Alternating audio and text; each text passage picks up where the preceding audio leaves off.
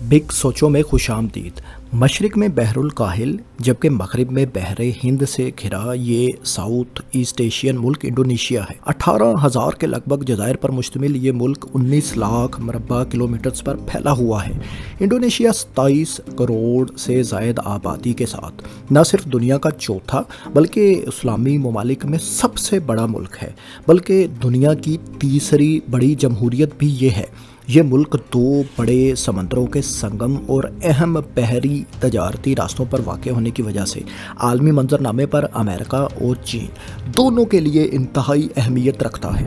दोनों ताकतों के लिए इंडोनेशिया कितना अहम है इसका अंदाज़ा यूँ लगाएं कि पिछली 2 दहाइयों के दौरान जहां चीन ने इंडोनेशिया में 24.9 बिलियन डॉलर्स की इन्वेस्टमेंट की है, वहीं अमेरिका भी यहां 20 बिलियन डॉलर्स इन्वेस्ट कर चुका है।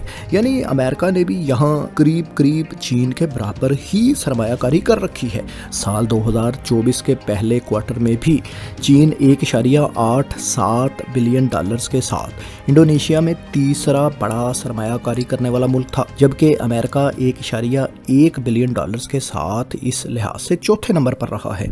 चीन जहाँ इंडोनेशिया का सबसे बड़ा तजारती पार्टनर है, तो वहीं अमेरिका भी जापान और मलेशिया के बाद इसका चौथा बड़ा तजारती पार्टनर है। यही नहीं, इंडोनेशिया एक तरफ चीन के बेल्ट एंड रोड मंसूबे का हिस्सा भी है, तो दूसरी जानब अमेरिका और इसके इत्तेहादियों के साथ मिलकर हर साल फ़ौजी मशकों में भी हिस्सा लेता है। इन जॉइंट मिलिट्री एक्सरसाइजेज में इंडोनेशिया के साथ ऑस्ट्रेलिया, बरतानिया, इंडिया वगैरह भी शिरकत करते हैं। अब ये जानते हुए कि चीन और अमेरिका दो मुखालिफ ताकतें हैं, सवाल ये पैदा होता है कि इंडोनेशिया आखिर दोनों ही ममालिक के करीब क्यों है। दरअसल दोनों ताकतवर ममालिक की इंडोनेशिया में दिलचस्पी की मुख्तलिफ वजूहात हैं। अमेरिका इंडोनेशिया की जियो स्ट्रेटेजिक लोकेशन और अपनी इंडो पैसिफिक स्ट्रेटजी की वजह से यहाँ ज़्यादा इंटरेस्टेड है। ये नई हिकमत अमली एशिया पैसिफिक रीबैलेंसिंग स्ट्रेटजी की एक्सपेंशन और रिवीजन है। अमेरिका की इस नई हिकमत अमली का मकसद इंडो पैसिफिक रीजन में आज़ादाना बहरी नकलो हमल को यकीनी बनाना, इलाकाई इत्तेहादियों के साथ सिक्योरिटी तावन को बढ़ाना और माशी शराकत दारी को फ़रोग़ देना है। लेकिन दोस्तों, अमेरिका का असल मकसद खित्ते में अपना असर व रसूख बढ़ाकर चीन के असर को काउंटर बैलेंस करना है। अमेरिका साउथ चाइना सी में 9 डैश लाइन की बुनियाद पर चीन के दावों को नहीं मानता। 9 डैश लाइन साउथ चाइना सी में वो एरिया है जहां तक चीन अपनी समंदरी हदूद का दावा करता है। अपने इत्तेहादियों ताइवान, फिलिपाइन वगैरह के मफादात को तहफ़्फ़ुज़ देने के लिए अमेरिका भी हमा वक्त इस रीजन में मौजूद रहना चाहता है। मलाक्का स्ट्रेट जैसी अहम आबी गुज़रगाह का बड़ा हिस्सा भी इंडोनेशियन पानियों ही में है। दुनिया की 1/3 जबकि चीन की 2/3 तिजारत इसी आबी गुज़रगाह के ज़रिए से होती है। इसके अलावा इंडियन ओशियन से ईस्ट एशिया तक जाने वाले बाकी सभी रास्ते जो मुख्तसर हैं इंडोनेशियन वाटर्स ही से गुजरते हैं। इंडोनेशिया चूँकि एक गेटवे है, लिहाजा इसके साथ अच्छे ताल्लुकात अमेरिका के लिए मुस्तकबिल में किसी भी हंगामी सूरत हाल के दौरान या चीन को काउंटर करने के लिए मुफीद साबित हो सकते हैं। दूसरी तरफ इंडोनेशिया जियो स्ट्रेटेजिक लोकेशन की वजह से ही चीन के बेल्ट एंड रोड मंसूबे का हिस्सा है, जिसके तहत चीन यहां अरबों डॉलर्स की इन्वेस्टमेंट कर चुका है और आने वाले सालों में मजीद भी करने जा रहा है। इसी मंसूबे के तहत चीन 2023 में इंडोनेशिया में जकार्ता बंदूंग हाई स्पीड रेलवे जैसे फ्लैगशिप प्रोजेक्ट को मुकम्मल कर चुका है। इस रेलवे प्रोजेक्ट पर 7.3 बिलियन डॉलर्स लागत आई। चीन के ताउन से इंडोनेशिया में कई और तरक्याती मंसूबे या तो मुकम्मल हो चुके हैं या ज़ेरे तामीर हैं, जिनमें roads, power plants, industrial parks और बंदरगाहें वगैरह शामिल हैं। चीन की यहाँ बढ़ती दिलचस्पी की वजह अहम शिपिंग रूट्स के करीब होने के अलावा इंडोनेशिया का निकल प्रोडक्शन में ग्लोबल लीडर होना है। Indonesia democratic Republic of Congo के बाद दुनिया में कोबाल्ट का भी दूसरा बड़ा प्रोड्यूसर है। ये दोनों मादनियात लिथियम के अलावा ईवी बैटरीज यानी इलेक्ट्रिकल व्हीकल बैटरीज का इंतहाई अहम जुज हैं। चीन ईवीज और ईवी बैटरी प्रोडक्शन में ग्लोबल लीडर है, लिहाजा इस फ्यूचर टेक्नोलॉजी में अपने ग्लोबल लीडर स्टेटस को बरकरार रखने के लिए चीन को इंडोनेशिया से बेहतर ताल्लुकात मुस्तकबिल में बेइंतहा फ़ायदा पहुंचा सकते हैं। इंडोनेशिया रीजन में तेल और गैस के ऑफशोर ज़खायर का मालिक मुल्क भी है और चीन जैसे बड़े मुल्क को जाहिर है एनर्जी की ज़रूरत तो हमेशा ही से रहती है। अब जाहिर है चीन मुस्तकबिल में इन ज़खायर से फ़ायदा भी उठाना चाहेगा। फ़िलहाल तेल और गैस के ज़खायर होने के बावजूद इंडोनेशिया में तेल और गैस की बहुत ज़्यादा प्रोडक्शन नहीं हो रही। इंडोनेशिया 1.3 ट्रिलियन डॉलर्स यानी 1300 अरब डॉलर्स के साथ दुनिया की 16वीं बड़ी मईशत है। इसकी 27 करोड़ से ज़ायद आबादी भी इसे अमेरिकन और चाइनीज़ प्रोडक्ट्स के लिए अट्रैक्टिव मार्केट बनाती हैं। इंडोनेशियन लेड एशियान चीन का सबसे बड़ा ट्रेडिंग पार्टनर है। ASEAN association of south east Asian nations का मुखफ़फ़ है। ये 10 रीजनल ममालिक इंडोनेशिया, मलेशिया, सिंगापुर, थाईलैंड वगैरह पर मुश्तमिल एक रीजनल ऑर्गेनाइजेशन है। इंडोनेशिया यूएस एशियान पार्टनरशिप का हिस्सा भी है। इसी पार्टनरशिप के तहत अमेरिकन कंपनीज ने इंडोनेशिया के ऑयल एंड गैस सेक्टर में इन्वेस्टमेंट्स कर रखी हैं। इंडोनेशिया में तेल और गैस की एक्सप्लोरेशन और प्रोडक्शन का बड़ा हिस्सा अमेरिकन कंपनीज एक्सन मोबिल वगैरह के पास ही है। मजीद दोस्तों, इंडोनेशिया में बढ़ती हुई डिजिटलाइजेशन की वजह से बड़ी बड़ी टेक कंपनीज भी यहाँ अपने ऑपरेशंस का आगाज़ करने से मुतल्लिक सोच रही हैं। हाल ही में एप्पल ने इंडोनेशिया में अपनी मैन्युफैक्चरिंग फैसिलिटी बनाने से मुतल्लिक दिलचस्पी का इजहार किया है। टेक जायंट माइक्रोसॉफ्ट भी यहाँ एआई इंफ्रास्ट्रक्चर पर अगले 4 साल के दौरान 1.7 बिलियन डॉलर्स की इन्वेस्टमेंट करने जा रहा है। पिछली एक दहाई के दौरान चीन ने इंडोनेशिया में अमेरिका की निस्बत कुछ ज़्यादा इन्वेस्टमेंट की है। इसकी वजह शायद इंडोनेशिया के मौजूदा सदर जोको विदोदो हैं, जो चीन के करीब समझे जाते हैं और चाइनीज़ तरक्याती प्रोजेक्ट्स के दिलदादा भी हैं। वो 2014 में सदारत संभालने के बाद कई मरतबा चाइनीज़ सदर शी जिनपिंग से मुलाकात भी कर चुके हैं और इन्हीं के दौरे सदारत में चीन ने यहाँ कई प्रोजेक्ट्स भी मुकम्मल किए हैं।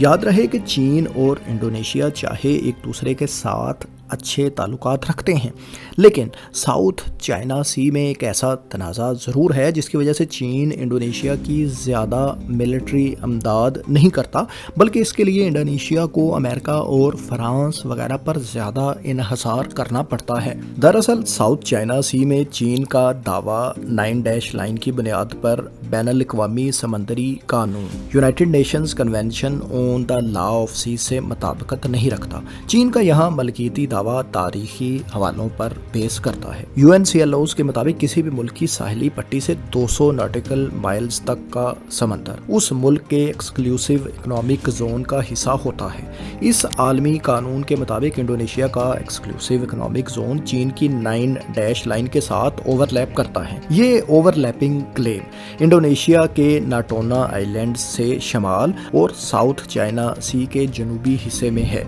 चीन इंडोनेशियन जजीरों पर मलकियत का दावा तो नहीं करता, लेकिन इंडोनेशिया के एक्सक्लूसिव इकोनॉमिक जोन को वो नहीं मानता जो 9 डैश लाइन से ओवरलैप करता है। ये खित्ता कोई बहुत बड़े तनाज़े का बायस तो कभी नहीं रहा, लेकिन 2016 में दोनों ममालिक का यहाँ पर आमना सामना हो चुका है, जब इंडोनेशियन कोस्ट गार्ड्स ने ओवरलैपिंग रीजन में फिशिंग करते हुए चाइनीज़ माहीगीरों को गिरफ्तार कर लिया था। इसी साल इंटरनेशनल ट्रिब्यूनल ने जब चीन की 9 डैश लाइन को गैर कानूनी दावा करार दिया तो इंडोनेशिया ने यहाँ अपनी एक्टिविटीज़ मज़ीद बढ़ा दी। 2018 में इंडोनेशिया ने नाटोना आइलैंड्स पर अपनी मिलिट्री बेस भी बना दी और 1000 से ज़ायद मिलिट्री यहाँ तैनात कर दी। इसके बाद इंडोनेशियन हुकूमत ने मतनाज़े ऑफशोर रीजन में ड्रिलिंग का आगाज़ भी कर दिया। इस बारे में जब चीन को इल्म हुआ तो चीन ने अपने पेट्रोलिंग शिप्स यहाँ रवाना किए। बाद में चीन ने इस इलाके का सर्वे किया और इंडोनेशियन हुकूमत को अपने ऑपरेशंस रोकने के लिए पैगाम भी भेजा। बहरहाल इंडोनेशिया ने ड्रिलिंग नहीं रोकी, अलबत्ता फौजी मशकों का ऐलान ज़रूर कर दिया। तो दोस्तों, ये एक वो पॉइंट है जिसकी बुनियाद पर चीन और इंडोनेशिया के ताल्लुकात ख़राब हो सकते हैं और अमेरिका को दरअंदाजी करने का एक जवाब मिल सकता है। حال ہی میں امریکہ نے انڈونیشین جزیرے باٹام پر کوسٹ گارڈ ٹریننگ سینٹر اور نیول بیس پر $3.5 ملین خرچ کیے ہیں۔ یہ جزیرہ آبنائے سنگاپور کے جنوب میں واقع ہے اور ملاکا اسٹریٹ سے گزرنے والے تمام بحری جہاز یہاں سے لازمی گزرتے ہیں۔ خطے کی بڑھتی ہوئی ملٹری اہمیت کی وجہ سے انڈونیشیا کا ڈیفنس بجٹ بھی حالیہ سالوں میں کافی حد تک بڑھ چکا ہے۔ یہ بڑھ کر 2023 میں $9.5 بلین تک پہنچ چکا ہے۔ دوستو، انڈونیشیا دونوں طاقتور ممالک امریکہ اور چین کے ساتھ تعلقات میں ایک بیلنس ضرور برقرار رکھتا ہے اور کوئی انتہائی قدم اٹھانے سے گریز کرتا ہے۔ اس پالیسی کے تحت نہ صرف وہ اپنے ملک میں انفراسٹرکچر کی ڈیولپمنٹ کو یقینی بنا رہا ہے بلکہ اپنی ملٹری کو بھی نئے جدید تقاضوں اور نئے جدید ہتھیاروں سے لیس کرتا آ رہا ہے۔ اس مقصد کے لیے وہ دونوں طاقتور ممالک سے تعلقات خراب نہیں کرتا اور فائدہ دونوں ہی سے اٹھا رہا ہے۔ 1998 میں سہارتو حکومت کے خاتمے کے بعد انڈونیشیا عملاً نان الائنمنٹ پالیسی پر عمل پیرا ہے۔ انڈونیشین جزائر تاریخی طور پر ایک ڈچ کالونی تھے جنہیں ڈچ ایسٹ انڈیز بھی کہا جاتا تھا۔ جنگ عظیم دوم کے دوران جاپان نے یہاں پر قبضہ کر لیا۔ 1945 میں جاپانیز کی شکست کے بعد ڈچ نے دوبارہ یہاں اپنا اثر و رسوخ بڑھانا شروع کیا تو انڈونیشینز نے مزاحمت کی اور آزادی کا اعلان کر دیا۔ بالآخر 1949 میں انڈونیشیا کو باقاعدہ طور پر آزادی مل گئی۔ اس جنگ آزادی میں امریکہ نے انڈونیشیا کی حمایت کی تھی اور ڈچ حکومت کو یہ کالونی چھوڑنے کے لیے دباؤ بھی ڈالا تھا۔ آزادی کے بعد سکارنو انڈونیشیا کے صدر بنے، لیکن سرد جنگ کے اس دور میں ان کی ہمدردیاں کمیونسٹ بلاک کی طرف زیادہ تھیں۔ وہ کمیونسٹ پارٹی آف انڈونیشیا کے حمایتی بھی تھے، جو ظاہر ہے امریکہ کے لیے تشویش کا باعث تھا۔ ایک ملٹری بغاوت کے بعد ان کی حکومت کا خاتمہ ہوا۔ 1967 میں سہارتو نے انڈونیشین حکومت سنبھال لی۔ وہ ایک ملٹری ڈکٹیٹر اور سخت اینٹی کمیونسٹ تھے۔ انہیں امریکہ کی حمایت بھی ظاہر ہے حاصل تھی۔ انہوں نے تقریباً 3 دہائیوں تک انڈونیشیا کی حکومت سنبھالے رکھی۔ ان کے دور میں کمیونسٹ خیالات کے حامل شہریوں اور سیاستدانوں کے خلاف انڈونیشیا میں خوب کریک ڈاؤن کیا گیا۔ مختلف اندازوں کے مطابق 5 لاکھ سے 10 لاکھ تک شہریوں کو اس دور میں اپنی جان سے ہاتھ دھونا پڑے۔ سہارتو کے دور حکومت میں انڈونیشیا کمیونسٹ بلاک سے تقریباً مکمل طور پر دور رہا، بلکہ اس دوران 1967 سے 1990 تک انڈونیشیا اور چین کے سفارتی تعلقات بھی منقطع رہے۔ 90s کی دہائی میں سہارتو کے مظالم اور کرپشن کے خلاف بھی آوازیں اٹھنے لگیں اور ان کا حکومت پر کنٹرول کمزور پڑتا چلا گیا۔ 1997 کے ایشین فائنینشیل کرائسس کے بعد ان کے لیے حالات مشکل تر ہو گئے اور انہوں نے 1998 میں استعفیٰ دے دیا۔ سہارتو کی کرپشن کا یہ عالم تھا کہ فوربس کے مطابق وہ دنیا کے کرپٹ ترین لیڈر تھے۔ انہوں نے اپنی 3 دہائیوں پر محیط حکومت میں 15 سے 35 ارب ڈالر تک مختلف اندازوں کے مطابق کرپشن کی۔ سہارتو کے بعد انڈونیشیا میں قدرے استحکام آیا اور فی کس جی ڈی پی میں انڈونیشیا جو پاکستان کے قریب ہی ہوا کرتا تھا اب کہیں آگے نکل چکا ہے۔ 1998 میں انڈونیشیا کا فی کس جی ڈی پی $459 جبکہ پاکستان کا $427 تھا۔ اس وقت انڈونیشیا کی G D P per capita $4788 ہے، جو پاکستان کے موجودہ $1589 کے مقابلے میں 3 گنا ہو چکی ہے۔ لیکن یہ بھی یاد رہے کہ انڈونیشیا آج بھی ایک ترقی پذیر ملک ہی ہے، اس کو ترقی یافتہ ملک نہیں سمجھا جاتا۔ دوستو، انڈونیشیا کی اس کہانی میں پاکستان کے لیے ایک سبق ضرور ہے کہ کیسے بہتر خارجہ پالیسی کے ذریعے کوئی بھی ملک چین اور امریکہ دونوں کے ساتھ تعلقات بھی برقرار رکھ سکتا ہے اور دونوں سے اپنے ملک کے لیے فائدے بھی اٹھا سکتا ہے۔ آپ کا اس بارے میں کیا خیال ہے؟ کامنٹس میں اپنی رائے سے ضرور آگاہ کریں اور آپ کو یہ ویڈیو کیسی لگی یہ بھی ضرور بتائیں۔